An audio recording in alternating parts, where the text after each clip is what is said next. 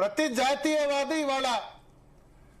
జాతీయవాది పండుగ చేసుకునే రోజు, నేషనలిజం దేశభక్తి ఉన్న ప్రతి ఒక్కరు కూడా పండుగ చేసుకునే రోజు. ఎందుకంటే ఆమె చేసిన ఇన్ఫిల్ట్రేషన్స్ ఎక్కడి దాకా వచ్చాయంటే మన హైదరాబాద్ లో కూడా బంగ్లాదేశీ కాలనీ ఏర్పడ్డది. మన హైదరాబాద్ లో ఏం చేస్తారో తెలీదు, ఎక్కడ బాంబ్ బ్లాస్ట్ అయితే తెలియదు, భయం కదా, ఎవరు ఎక్కడి నుంచి వచ్చారో వాళ్ళు ఏం చేస్తారో తెలియదు కదా. హైదరాబాద్ లో బంగ్లాదేశీ కాలనీ ఏర్పడే పరిస్థితి వచ్చింది. మీకు మహేశ్వరంలో కూడా పోయి వీళ్ళు ఏమంటారు రోహింగ్యాలు ఉన్న పరిస్థితి. సో అందుకని ఇంకా ఎక్కడికి అస్సాంను మొత్తం చుట్టుముట్టారు, ఎక్కడో బెంగాలే కాదు మిగతా దేశంలో మిగతా ప్రాంతాల్లో కూడా వచ్చేస్తున్నారు. సో అది అందుకారణంగా నేను చెప్తున్నాను, ప్రతి జాతీయవాది ఇవాళ దాన్ని కోరుకున్నారు. మాట్లాడదాం. మనతో పాటు కల్లూరు శ్రీనివాసరెడ్డి గారు ఉన్నారు. కల్లూరు శ్రీనివాసరెడ్డి గారు ఏమంటారు బెంగాల్ సంబంధించిన రిజల్ట్? చెప్పండి శ్రీనివాసరెడ్డి గారు. దాదాపుగా కొన్ని రాష్ట్రాల్లో మాత్రం ఒపీనియన్ పోల్స్ ప్రకారమే వస్తుందిగా మనకు. బెంగాల్ గురించి మాట్లాడండి, రాష్ట్రం వారికి వెళ్దాం. బెంగాల్ గురించి. ఎస్, బెంగాల్లో డెఫినెట్లీ నేషన్ వైడ్ గా ప్రజలు ఎక్స్పెక్ట్ చేసిండ్రు, అది బీజేపీ గెలవాలని, గెలుస్తుందని అనుకున్నారు, గెలవాలని కోరుకున్నారు, రెండూ జరిగినాయి. కాబట్టి ఫలితాలు కూడా ఆ రకంగా ఉండడం ఒక మంచి పరిణామం అని చెప్పాలి. అయితే రాబోయే కాలంలో నిజంగానే బీజేపీ గవర్నమెంట్ మీరు అన్నట్టుగా అక్కడ జరిగే ఇన్ఫిల్ట్రేషన్స్ ని ఆపగలిగితే చాలా బూస్టింగ్ గా ప్రభుత్వం వచ్చే అవకాశాలు ఉంటాయి, అందులో నోట్ లేదు. కాకపోతే ఇప్పుడు ఏంటంటే, ఇప్పుడు మనం గత చరిత్రను చూస్తే ఒక 30 సంవత్సరాలు కాంగ్రెస్, 25-30 సంవత్సరాలు కమ్యూనిస్టు, నెక్స్ట్ 15 సంవత్సరాల నుంచి మమతా బెనర్జీ. ఇది ఒక చేంజ్, జనరేషన్ చేంజ్ తోటి ఒక కొత్త మార్పు మాత్రం కష్టంగా వచ్చింది. ఏ ప్రభుత్వం గతంలో ఉన్నా కానీ ఇంపీచ్మెంట్ చేయడమో లేకపోతే ఇంకోటి చేయడమో అక్కడ ప్రజలకు ఉన్నటువంటి బ్యాడ్ ఎక్స్పీరియన్సెస్ అన్ని రిఫ్లెక్ట్ అయినాయని చెప్పాలి. మన మేజర్ ఇక్కడ ఏంటంటే మన ఏర్పాటు చేయడం వల్ల ఓటర్ భరోసా వచ్చింది, ఒక నమ్మకం వచ్చింది, ఓటు వేయచ్చు అని ఒక ధైర్యంతో ఆ కారణంగానే మేజర్ గా మనకు ఎక్కువ పోలింగ్ జరిగిందని చెప్పాలి మనం. ఎందుకంటే 92% ఎబో జరగడం అనేది బెంగాల్లో చాలా మంది రకరకాలుగా చెప్తున్నారు. ఎస్ఐఆర్ భయంతో జరిగిందని అంటున్నారు, ఉండొచ్చు. మేబీ ఎస్ఐఆర్ భయంతో కూడా ఓటు ఉన్న వాళ్ళు ఓటు వేయకపోతే ఓటు పోతుందేమో అన్న భయం కొద్ది కూడా అవుట్ సైడ్ పోయిన వాళ్ళు కూడా వచ్చి ఓటేసిన పరిస్థితి మనకు కనపడ్డది ఏది బెంగాల్. కాబట్టి రిజల్ట్ లో కూడా వాళ్ళు ఒకటి కోరుకున్నది ఏంటంటే లా అండ్ ఆర్డర్ అని మోస్ట్ ఎఫెక్టివ్ గా పనిచేసింది భారత్. ఎందుకంటే అక్కడ జరిగిన చాలా ఇన్సిడెంట్లు, మహిళలకు భద్రత లేకపోవడం కావచ్చు, ఇతరత్ర ఇన్సిడెంట్. నాట్ ఓన్లీ బంగ్లాదేశ్ అనే కాదు, ఆపోజిషన్ కూడా మొత్తం చంపేశారు, ఏ పార్టీ అయినా పర్లేదు, అది కమ్యూనిస్ట్ సమస్య లేదు. మేజర్ గా లాస్ట్ కు వస్తే భద్రలోక్ అనే వాళ్ళు మీకు గుర్తు ఉండే ఉంటది, కలకత్తా టౌన్ లో కావచ్చు, ఇతరత్ర టౌన్లలో ఉండే భద్రలోక్ కూడా బీజేపీని ఇష్టపడని ఓటర్లు కూడా ఈసారి బీజేపీకి ఓటేసినట్టుగా మనకు కనపడ్డది. లేకపోతే కలకత్తాలో ఉన్న 16 సీట్లలో మేజర్ గా బీజేపీ. మీ వాయిస్ కట్ అవుతుంది సార్, మళ్ళీ తీసుకుంది, ఒక్క నిమిషం మీకు క్లారిటీ వచ్చేంత వరకు. మానవతరాయ్ గారు ఉన్నారు కాంగ్రెస్ పార్టీ నుంచి. మానవతరాయ్ గారు. మానవతరాయ్ గారు నమస్తే, చెప్పండి. నమస్తే. సో బెంగాల్ ఫలితాలు, ఓవరాల్ గా ఫలితాలు ఎట్లా ఉన్నాయి మీకు ఏమనిపిస్తుంది? ఇప్పుడు ఎలక్షన్ కమిషన్ ట్రెండ్ ప్రకారం 121 బీజేపీ, 71 తృణమూల్ కాంగ్రెస్, బీజేపీఎం 1, ఏజేయూపీ 1, సిపిఎం 1. కాంగ్రెస్ పార్టీ ఖాతా తెరవలేదు అక్కడ, అఫ్ కోర్స్ ఎక్స్పెక్టెడే. కాంగ్రెస్ కు 3.19% ఓటింగ్ వచ్చింది, సిపిఎం కు 3.85%. బట్ రాహుల్ గాంధీ కూడా ఎక్కువ మమతా బెనర్జీని టార్గెట్ చేశారు ఎలక్షన్ క్యాంపెయిన్ లో. ఇప్పుడు అక్కడ ప్రజలు మమతా బెనర్జీ పాలన నుంచి స్పష్టంగా మార్పు కోరుకున్నారు. 15 ఏళ్ల నుంచి ఆమెను చూస్తున్నారు. ఆ పరిపాలనలో ప్రజలంతా ఆ పరిపాలన పట్ల వ్యతిరేకతతో ఉన్నారు. ఇది ప్రధాన కారణం.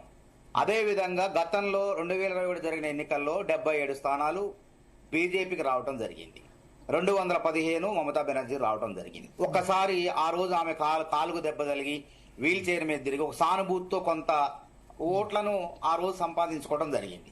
కానీ ఈసారి జనాల్లో ఏ రకమైనటువంటి సానుభూతిని వ్యక్తం చేసినా ఓట్లు పడే పరిస్థితి లేదు అక్కడ. కాబట్టి నేను అనుకునేది ఏంటంటే ఈ దేశంలో ఉన్న రాజకీయ పార్టీల నాయకులంతా జాతీయవాదులే, ఒక బీజేపీ వాళ్ళు మాత్రమే కాదు. అందుకనే జాతీయవాదులు అన్నా. జాతీయవాదులు అంటే మేము మిమ్మల్ని కాదని అన్నావా? అట్లనే కాదు, ఈ ఒక దేశంలో బీజేపీ ఉన్న జాతీయవాదులు అన్ని పార్టీలు. మమతా బెనర్జీ కూడా కరడుగట్టిన జాతీయవాదినే, ఆమె కూడా ఆమె భారతీయురాలే, ఒక బీజేపీ ఆ కోణంలో కాదు అక్కడ ఓట్లు పడింది. మమతా బెనర్జీ జాతీయవాది. ప్రజలు స్పష్టంగా మార్పు కోరుకున్నారు. అంటే మరి మొత్తం కేరళలో రావాలా, తమిళనాడులో బీజేపీ రావాలా? నిజంగానే బీజేపీ ఒక్కళ్ళే జాతీయవాదులు, మిగతా వాళ్ళంతా జాతి వ్యతిరేకులు అయితే అక్కడ రాష్ట్రాల యొక్క మిమ్మల్ని మీరు కాదని ఎందుకు అనుకుంటారు? కాంగ్రెస్ జాతీయవాదులు కాదని మిమ్మల్ని మీరు కాదని మీరు ఎందుకు అనుకుంటారు? ఒక బీజేపీ వాళ్ళని మీరు మీరెందుకు సంకల్పించుకుంటారు? గుమ్మడికాయలు దొంగలంటే మీరెందుకు సంకల్పించారు? ప్రతి జాతీయవాది కోరుకున్నాడన్న, ఒక్క బీజేపీ వాళ్ళే కాదు ప్రతి జాతీయవాది కోరుకున్నాడన్న.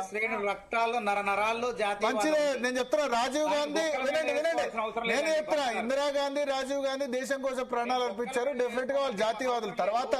తర్వాత వాళ్ళ సంగతి తెలియదు, కానీ ఇందిరాగాంధీ తర్వాత రాజీవ్ గాంధీ ఇద్దరు కూడా దేశ సమగ్ర కోసం ప్రాణాలు అర్పించారు. వాళ్ళు డెఫినెట్ గా జాతీయవాదులు నేను చెప్తా. మిగతా ఇప్పుడు తర్వాత వచ్చిన వాళ్ళ సంగతి నాకు తెలియదు. ఎస్, మొక్కల మెళ్ళ వేసుకోం, అందరం జాతీయవాదులే. చూద్దాం కదా, ఇప్పుడు బీజేపీ ఆధిక్యంలో ఉన్నది. రేపు మన 148 స్థానాలు వస్తే ప్రభుత్వాన్ని ఏర్పాటు చేయొచ్చు. రేపు ఏమాత్రం ఆ చొరబాటుదారుల్ని ఆపుతారు, సరిహద్దుల నుంచి ఏ విధంగా నదులు ఆ పరివాహక ప్రాంతంలో చొరబాటుదారులను రాకుండా ఏ విధంగా ఆపుతారో మనం చూద్దాం. సంతోషం. ఏది ఏమైనప్పటికీ మార్పు అనేది ప్రజలు ఈ ప్రజాస్వామ్యంలో జరగాల్సిన పరిణామమే. దీన్ని అందరూ కూడా ఆహ్వానించాలి. ఎప్పుడు ఎల్లకాలం ఒకే ప్రభుత్వాలు ఒకే పాలకులు ఉండటం కూడా ప్రజాస్వామ్యానికి హానికరమే. ఒప్పుకుంటున్నారు అయితే మమతా బెనర్జీ చొరబాటుదారులను ఆపలేకపోయారని. వీళ్ళు కూడా చొరబాటుదారులను ఆపుతారో చూద్దాం కదా. ఇప్పుడు ఎవరంటే చొరబాటుదారులను ఆపాలంటే ఎవరు చేస్తారండి? అది ఒక రాష్ట్ర ప్రభుత్వమా, బిఎస్ఎఫ్ బలగాలు, కేంద్ర ప్రభుత్వ సాయుధ బలగాలు, వాళ్ళు చూసే పని అది. మమతా బెనర్జీ ఏం చేయదు. ఆ రాష్ట్రంలో గారు చెప్పండి మరి. కేంద్ర ప్రభుత్వ సంస్థలన్నీ కూడా వ్యవస్థల మొత్తం చూడాల్సిన బాధ్యత. అంటే ఇది నరేంద్ర మోడీ వైఫల్యం కాదా? ఇలా హైదరాబాద్ లో బంగ్లాదేశ్ రాహుల్ గాంధీ గారు మమతా బెనర్జీ గారు ఓడిపోవాలని కోరుకున్నారు. రాహుల్ గాంధీ గారు మమతా బెనర్జీ గారు ఓడిపోవాలని చెప్పి ఎన్నికల కంటే ముందు ఒక వీడియో సందేశం ఇచ్చి సోషల్ మీడియాలో పోస్ట్ చేసిండు. సో ఈమె పాలన చాలా అధ్వాన్నంగా ఉంది, పోలరైజ్ చేసింది మొత్తం రాష్ట్రాన్ని మొత్తాన్ని, ప్రజల లోపల విభేదాలు సృష్టించింది, కనుక ఈమెకు ఓటేసి లాభం లేదు, ఈమె వల్లనే భారతీయ జనతా పార్టీ అక్కడ బలపడుతుందని చెప్పి రాహుల్ గాంధీ గారు కోరుకున్నారు మమతా బెనర్జీ ఓడిపోవడం అని చెప్పి.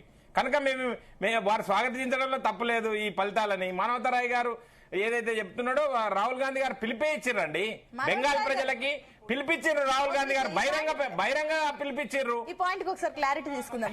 మానవతరాయ్ గారు చెప్పండి. సో ఇప్పుడు చెప్పిన దానికి ఏం చెప్తారు? ఇప్పుడు మేము 294 స్థానాల్లో పోటీ చేసినాం. మాకు వాస్తవంగా ప్రాధాన్యత లేని క్రమంలో కూడా మా ఓటు బ్యాంకును మేము కాస్త కూస్తో పుంజుకునే విధంగా, రాష్ట్రంలో అస్తిత్వాన్ని ఉనికిని కాపాడుకునే విధంగా ఈసారి ప్రయత్నం చేసినాం. తప్పకుండా వచ్చేసారి కల్లా రాహుల్ గాంధీకి ఇష్టం లేదా? ఇందాక చెప్పినట్లుగా రాహుల్ గాంధీ ఇప్పుడు ఇండియా కూటమిలో భాగస్వామి మమతా బెనర్జీ గారు. ఇప్పుడు జాతీయ రాజకీయాలు వచ్చినప్పుడు దేశంలో 100 లోక్సభ స్థానాలు ఉన్న పార్టీ కాంగ్రెస్ పార్టీ లేనిది మిగతా పార్టీలు కూటములు పెట్టలేవు. కాంగ్రెస్ పార్టీతోనే సాధ్యం అది. కాబట్టి ఆ రాష్ట్రాల్లో ప్రత్యేక పరిస్థితులు బట్టి ప్రత్యర్థులుగా ఉంటాం, మేము పోటీ చేస్తాం. అట్లా అంటే మరి కేరళలో ఇవాళ గెలిచిన మేము ఎల్డీఎఫ్ లో కూడా ఇండియా కూటమితో ఉన్నది. కాబట్టి ఆ రాష్ట్ర ప్రత్యేక పరిస్థితుల ప్రకారం అక్కడ ఉన్నటువంటి పరిపాలన వ్యతిరేకత, ప్రజా వ్యతిరేకత, దాన్ని బట్టి మేము పోటీ చేస్తాం. అక్కడ వారు చెప్పే సందేశం నేను ఏకీభవిస్తున్నా. ఏమంటున్నారు అంటే స్థానిక పరిస్థితులను బట్టి మేము పోటీ చేస్తాము మా కూటమి పార్టీల పైన అని చెప్పి. ఈ కాంట్రడిక్షన్ అనే విషయాన్ని జాతీయ స్థాయిలో ప్రజలు గమనిస్తున్నారు కాబట్టి కాంగ్రెస్ పార్టీ ఇర్రెలవెంట్ అయిపోతున్న సందర్భం లోపల. ఎందుకు అని అంటే జాతీయ స్థాయిలో పార్టీలన్నీ కూటములని ఒక్క నిమిషం, కూటమిలో భాగస్వాములు అయితే ఇండియా కూటమిలో భాగస్వాములు అయినప్పుడు నువ్వు రాష్ట్రాల్లో వాళ్ళ మీద పోటీలు చేస్తావు. లోక్సభలో ఇండియా కూటమిలో భాగస్వాములు అయిన తృణమూల్ కాంగ్రెస్ పైన వెస్ట్ బెంగాల్ లో పోయి పోటీ చేస్తారు 293 స్థానాల్లో. కేరళలో పోయి ఇండియా కూటమిలో భాగస్వామ్యమైన సిపిఐ పార్టీ పైన సిపిఎం పార్టీ పైన పోటీ చేస్తారు. ఢిల్లీలోనేమో రాహుల్ గాంధీ గారు ప్రధానమంత్రి కావడం కోసం ఈ పార్టీలన్నీ అవసరమైతాయి. కానీ మీరు రాష్ట్రాలకు పోయే వరకు మాత్రం ఈ పార్టీలను వ్యతిరేకిస్తారు. ఈ ద్వంద్వ ప్రమాణాలని, ఈ కాంగ్రెస్ పార్టీ ద్వంద్వ ప్రమాణాలని ఈ దేశ ప్రజలు గమనిస్తున్నారు కాబట్టి కాంగ్రెస్ పార్టీని స్థిరంగా కిందికి. అయితే మిత్రమా మీరు చెప్పింది చాలా కరెక్టే. నేనేమంటున్నానంటే మీరు ఏదైతే కాంట్రడిక్షన్ స్టేట్మెంట్లు ఉన్నాయో, కాంట్రడిక్షన్ పోకడ్లు ఉన్నాయో, కాంట్రడిక్షన్ ఏ విధంగా ఉందనంటే ఢిల్లీలో రాహుల్ గాంధీ గారు ప్రధానమంత్రి కావడం కోసమేమో ఈ రాజకీయ పార్టీల అవసరం ఉంది మీకు. తృణమూల్ కాంగ్రెస్ కావాలి, కమ్యూనిస్టులు కావాలి. రాష్ట్రాలకు వచ్చే వరకేమో తృణమూల్ కాంగ్రెస్ ఓడిపోవాలి, కమ్యూనిస్టులు ఓడిపోవాలి, మీరు అక్కడ బలపడాలి. ఎట్లా ఈ కాంట్రడిక్షన్ అంటారా కాదంటారా? ఆ ఢిల్లీలో ఇండియా కూటమిలో ఆమ్ ఆద్మీ పార్టీ ఉండాలి, ఢిల్లీలోనేమో మీరు వారి మీద పోటీ చేస్తారు. ఈ కాంట్రడిక్షన్ గమనించే ప్రజలు మీకు కరగాల్చి వాత పెడుతున్నారని చెప్తున్నాము. మీకు అర్థమైతే లేదు. మీరు ఏదైతే స్టాండ్స్ తీసుకుంటున్నారో అవి స్థిరంగా లేవు.